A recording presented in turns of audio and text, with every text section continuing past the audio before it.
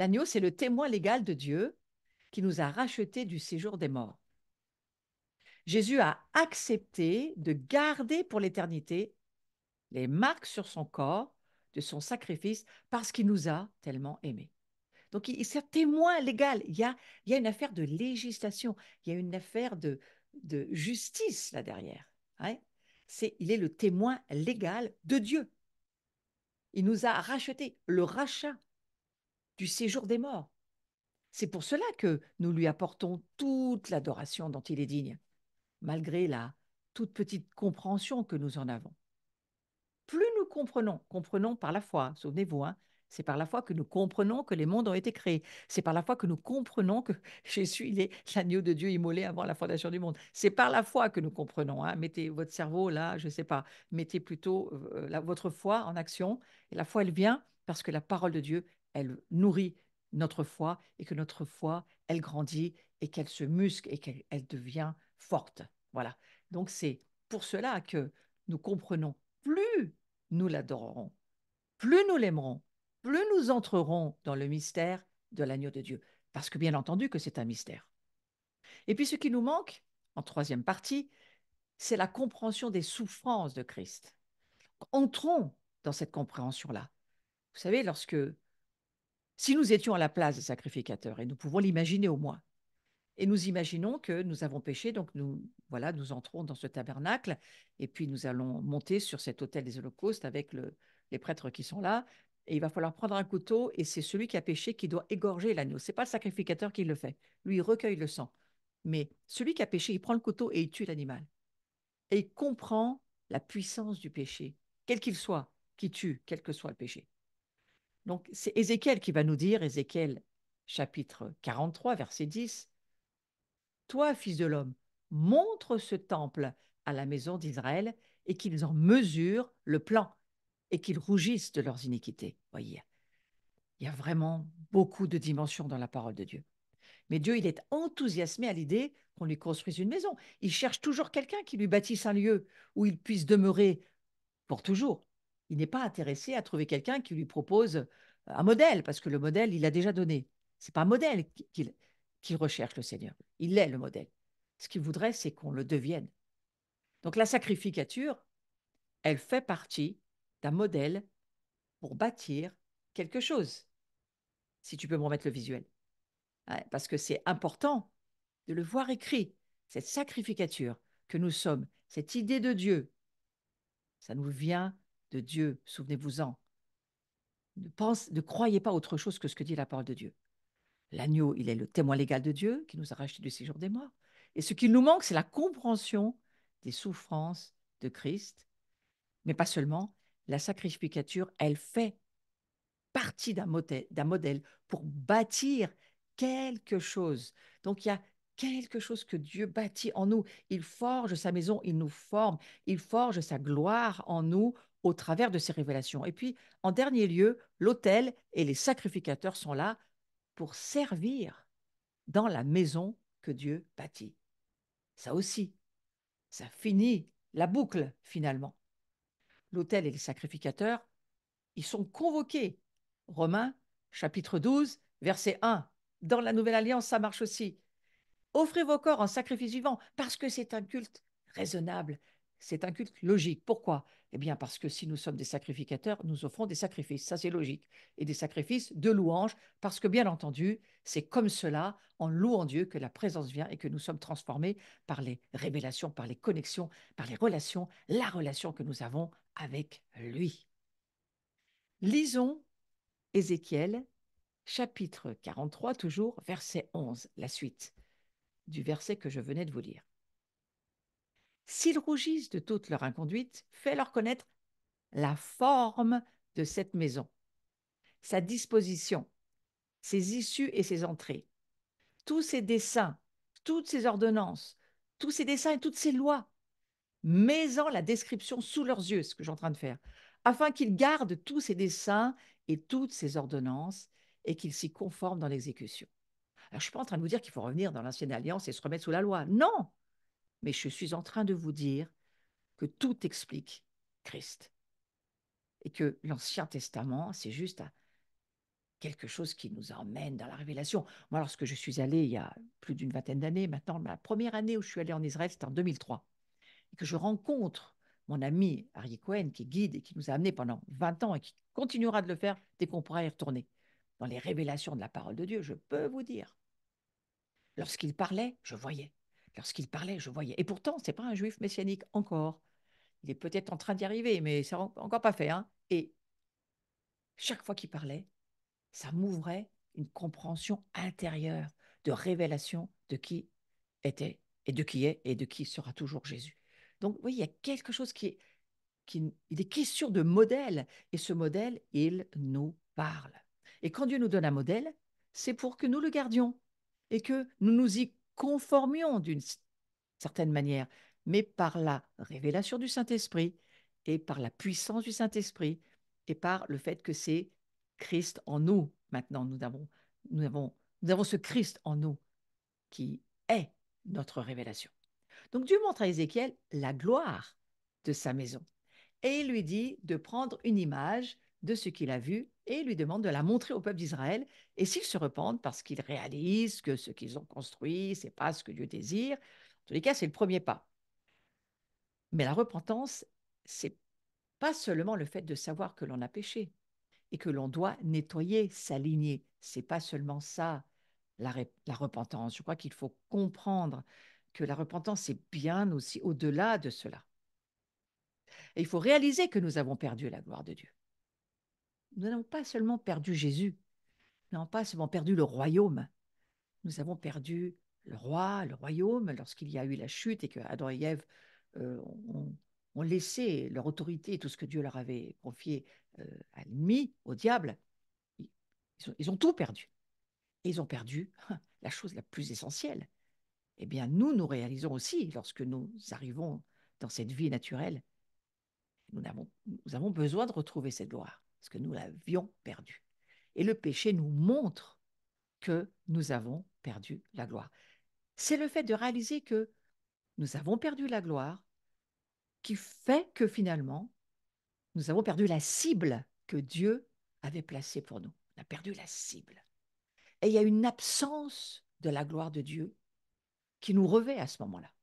Et il y a une absence de lumière de Dieu, un manque de sa ressemblance, une absence de son image. Et petit à petit, nous perdons la perception, nous perdons tout. Nous perdons des connexions, nous perdons.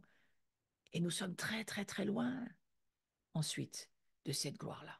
Et le fait de nettoyer notre lignée de sang, c'est censé nous redonner une partie de la perte de la gloire de Dieu. Mais si vous dites que vous l'avez déjà fait, mais que vous ne rayonnez pas de la lumière de Dieu, ben ça veut dire qu'il faut continuer dans cette direction. Ça veut dire que ce n'est pas fini, ce travail ce chemin de la sanctification, de la purification, du nettoyage. Il faut continuer. Pourquoi? Parce que la gloire de Dieu, elle est pour nous. La gloire de Dieu, elle est pour nous. Dieu a mis sur nos vies sa gloire. Il a pourvu pour nous une gloire avec des intentions, avec des propositions et des buts. La manière dont il nous a rêvés et ce à quoi nous ressemblerions. Et Dieu va nous montrer quelle était son intention pour nous. Lorsque nous serons devant lui, au pied de son trône, il va nous montrer la gloire avec laquelle il nous a envoyés, avec tout le reflet de sa gloire sur notre visage. Et il va comparer cette image avec nous venant de la terre, et il va mesurer combien de gloire nous portons. Moi, je ne veux pas dire ça pour nous culpabiliser, parce que c'est pas, ça serait la mauvaise voie. Je veux dire ça pour nous donner envie, pour dire, waouh, mais c'est jamais trop tard, pour que je cherche cette gloire, pour que je veuille plus de cette gloire, pour que cette gloire en moi, eh bien, ce projet de Dieu de faire de nous des porteurs de gloire, des sacrificateurs, des rois, des reines, des êtres tout à fait à part, mis à part, saints, pour porter cette gloire-là, cette gloire que Dieu veut absolument pour nous, c'est partout écrit dans l'Écriture. Hein. Il veut pour nous, il nous a donné, Jésus va le dire dans Jean 17, hein, je leur ai donné la gloire que tu m'as donnée au passé composé. Lui, Jésus, il a tout balancé le paquet, mais maintenant, il faut développer toutes ces promesses qui sont pour nous dans le royaume de Dieu. C'est à nous de prendre l'héritage. C'est à nous de nous lever, c'est à nous de faire notre part. Mais il faut quand même savoir quelle part on a à faire. Et moi, je vous redis ce soir, soyez encouragés, hein, parce que ça doit nous encourager. La gloire de Dieu est pour nous. Dieu a mis sur nos vies sa gloire. Il a prévu pour nous une gloire avec des intentions, des propositions et des buts. Et vous en avez découvert ce soir quelques-uns si vous ne le saviez pas, que vous êtes des prêtres, des sacrificateurs, que vous êtes appelés à porter ce sacrifice de louange. C'est le travail des prêtres, c'est le travail des sacrificateurs. Lorsque vous louez Dieu, que vous l'adorez, vous faites le travail de la sacrificature. Et dans la résurrection des morts, nous serons élevés dans la gloire, comme le soleil, la lune, les étoiles, qui ont des degrés différents de gloire. Mon cauchemar, c'est de penser que j'aurai juste un tout petit bout de gloire et que la lune et les étoiles en auraient plus que moi. Ça, c'est mon cauchemar. J'espère que ça deviendra le vôtre. Et c'est nous qui décidons combien nous désirons de sa gloire et jusqu'où nous acceptons d'aller. Combien nous décidons, c'est nous qui décidons combien nous désirons de sa gloire et jusqu'où nous acceptons d'aller. Laissons ce visuel un moment et relisons-le tranquillement et prions sur cette pensée. Dieu a mis sa gloire sur nos vies. Jésus va mourir pour cela. Il meurt pour que nous soyons des porteurs de sa gloire. C'est ce qu'il veut. C'est le désir d'un Père de faire de qui il est Dieu, avec cette splendeur, cette magnificence. Eh bien, il veut faire de nous, par Christ, je le redis, ce n'est pas nous, c'est lui en nous. Nous reflétons qui il est, nous lui ressemblons, nous devenons qui il est. C'est un grand mystère, mais attention, hein, la kénose, on ne l'oublie pas. Il faut se dépouiller de notre humanité tellement dangereuse, tellement orgueilleuse, tellement indépendante, tellement dépouillée de cette gloire, justement. Alors il faut descendre, se laisser descendre dans notre humanité, dans notre âme, ne pas laisser notre âme qui vient d'une certaine manière de ce croisement entre le souffle de Dieu et la poussière. Attention, ce n'est pas notre âme qui commande, mais c'est le souffle de Dieu. Et ce souffle de Dieu, il est en nous. Et il a mis sa gloire en nous et sur nous. C'est aussi ce qu'il dit du Saint-Esprit, hein. Nous recevons une puissance en nous et sur nous. Et il a prévu pour nous une gloire avec des intentions, des propositions et des buts. Il faut le rechercher, mes amis. C'est cela qu'il faut chercher, c'est cela qu'il faut prier, c'est cela qu'il faut désirer, parce que c'est ce que nous décidons. Et ce que nous décidons et combien nous en voulons, Dieu va nous l'accorder. Donc ce soir, j'aimerais prier avec vous, parce que nous sommes dans ce processus, et je vais terminer là-dessus, je reprendrai la prochaine fois sur ce domaine, mais ô combien je souhaiterais ce soir que nous puissions décider. Ah oui, décider d'être d'accord avec tous ces protocoles, d'être d'accord avec ces modèles, ce modèle de Christ pour nous, cette sacrificature incroyable qui va dans les cieux.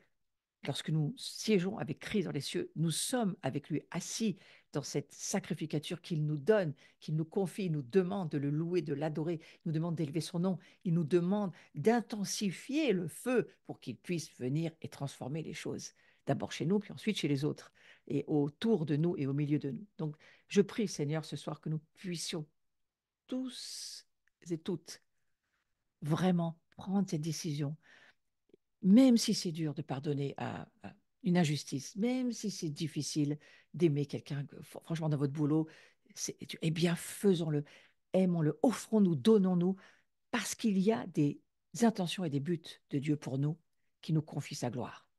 Et ceux qui se laissent être abaissés, Dieu les relève. Ceux qui pardonnent, même l'impardonnable, Dieu nous bénit et il nous libère encore plus de mesures de gloire lorsque nous lui obéissons. C'est à l'écoute de sa voix que notre vie est transformée. Et si nous désirons plus de sa gloire, sachez, et je le prie, que nous allons certainement descendre peut-être encore plus dans certaines dimensions de douleur, certaines dimensions de se donner, de s'offrir, oui, de souffrance pour Christ, pour le royaume de Dieu. Mais si nous le faisons consciemment, sachant qu'il y a la gloire de Dieu qui est sur nous, qui est pour nous, et que nous le faisons parce que nous aimons le Christ, et parce que nous voulons continuer à ne pas pécher, à aimer celui qui est impossible à aimer, jusqu'à aimer nos ennemis, c'est extrêmement difficile, à nous donner, à faire ce que Jésus a fait, à servir quand on n'a pas envie de servir, à ressembler à Christ dans son humanité. Il est venu nous donner un modèle, nous montrer un modèle de vie pour que nous puissions continuer à porter cette gloire. Et donc, il faut la désirer. Et que ce soir, soyez encouragés. Tout ce que vous faites pour le Seigneur a de l'importance.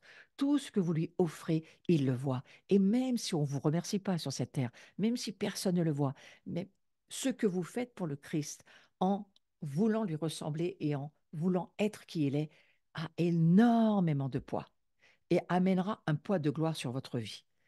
Et je prie que vous le désiriez et vous continuez à dire, mais oui Seigneur, je veux, je veux beaucoup plus que cela.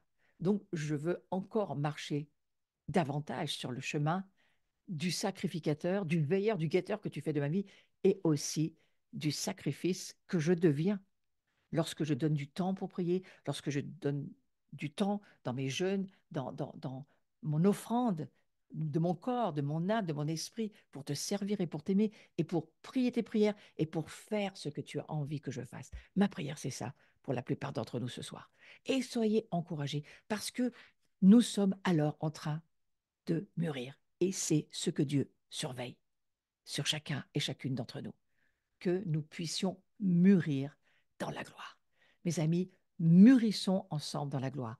Avançons pour aller plus loin. C'est un processus où nous allons aller plus haut, plus profond. Personne peut-être ne le voit, mais les heures que tu passes sur tes genoux, dans ta chambre, seul, parfois seul dans ta chambre de prière ou seul dans la maison de prière, parce que personne n'est venu à la réunion de prière sauf toi. Oh, crois-moi, ça a du prix et ça a du poids.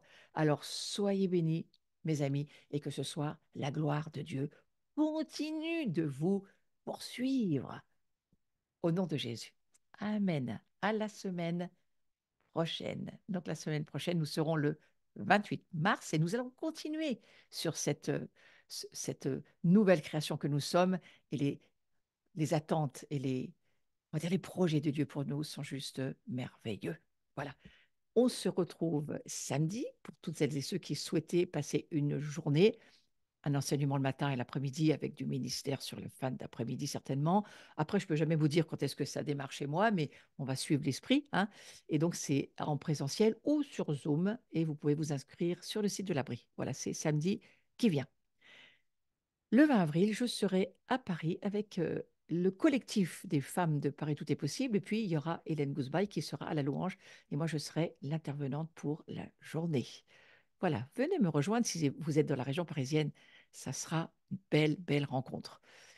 Gardez cette date du lundi 22 avril au soir, tous en ligne et tous ensemble. Eh bien, nous allons répondre à cette convocation parce que ça aussi, si on peut parler de modèles et de protocoles, alors les fêtes de l'Éternel sont des modèles et des protocoles et à chaque fête, de nouvelles révélations. Donc, on s'attend autour de la table et on voudrait bien rajouter d'année en année des rallonges. Voilà. Ensuite, nous avons la petite maison de Jean, un petit week-end, hein, puisque c'est du samedi midi au dimanche midi. Nous passons du temps dans l'adoration, dans l'enseignement. Nous serons enseignés et on aura aussi, je pense, des temps de prière et des temps de ministère avec André Kotsi, qui vient d'Afrique du Sud et qui est un magnifique, je dirais, un prophète profond, puissant dans la révélation de la prophétie. Donc voilà, je vous invite soit en présentiel, mais vous pouvez aussi, je ne sais pas, je ne veux pas vous l'affirmer, je ne suis pas sûre, je ne crois pas qu'il y ait de Zoom, mais je crois que c'est qu'en présentiel, les petites maisons de gens. Voilà. Donc ne vous inscrivez pas sur Zoom. Ensuite, la grande maison de gens, c'est pour les dates. Voilà, 12, 13, 14 juillet. Retenez bien ces dates-là, on en reparlera. C'est pour cet été. Merci à tous ceux qui m'avez commandé le livre. Et si vous ne l'avez jamais lu, lisez-le. C'est vraiment un manuel pratique pour vous aider à avancer dans la gloire de Dieu et à faire ce travail des sacrificateurs, eh bien, de vivre l'autodélivrance et aussi d'aider les autres de ceux qui en ont besoin et qui sont en demande de liberté. C'est un livre pour vous aider. Vous pouvez le commander sur le site de l'Abri. Merci pour tous ceux qui vous abonnez, qui mettez des petites cloches, des commentaires. J'ai besoin de votre petit clic, j'ai besoin de vos abonnements, c'est gratuit.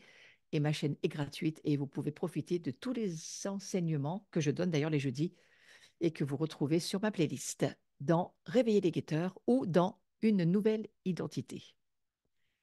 Et puis merci à tous ceux qui me soutenaient. Voilà, j'ai mis, parce que je trouve que c'est intéressant, si vous faites un don de 100 euros, en fait, ça vous coûte que 34 euros. Donc je me suis dit, tiens, c'est intéressant que vous puissiez le comprendre. Pour ceux qui, en tous les cas, avaient de la défiscalisation, eh bien, voilà, ça fait pas, c'est pas la même chose parce que, eh bien, on ne donne pas 100 euros, en fait, on donne 34 euros. Mais moi, je suis béni par cette défiscalisation dont je suis aussi au profit. Donc, merci à tous ceux qui me soutenaient. Soyez bénis, passez une belle soirée. À la semaine prochaine. Au revoir.